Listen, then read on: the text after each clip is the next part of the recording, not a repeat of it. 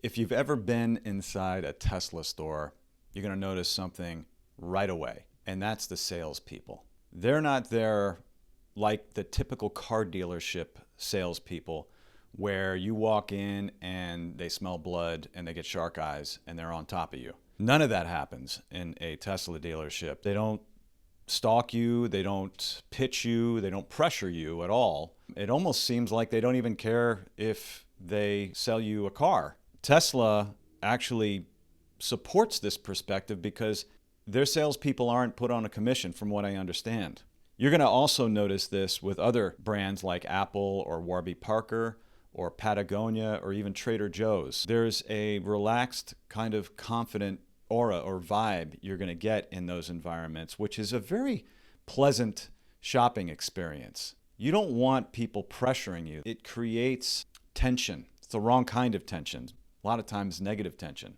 When you aren't worried about the outcome, you can help create a pleasant buying experience for your prospect. Isn't that what you prefer? Well, why not create that for your prospect here? Patagonia did something interesting on Black Friday many, many years ago. They ran a full-page New York Times ad that had a picture of one of their jackets with the headline, "Do not buy this jacket," which may sound like it's a reverse psychology kind of idea to be provocative, but the main point of this ad was think twice before you buy something, particularly on this day, which is all based on mass consumerism. It was sort of this counterpunch to the whole cultural construct of this particular day, which was a kind of a masterstroke from a communications perspective because it was getting their values out there. This is a very detached way of selling, just saying, look, we create great products. And you'll notice that if you read,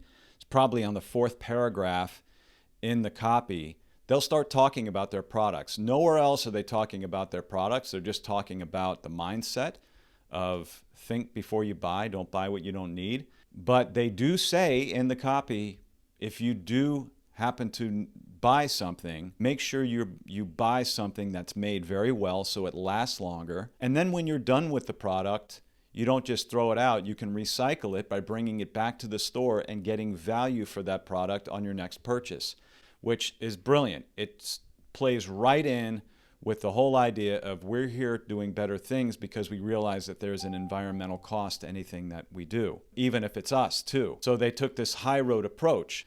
But the whole idea is that they have complete detachment from the outcome. In that complete detachment, you can become closer to the brand because your guard is let down.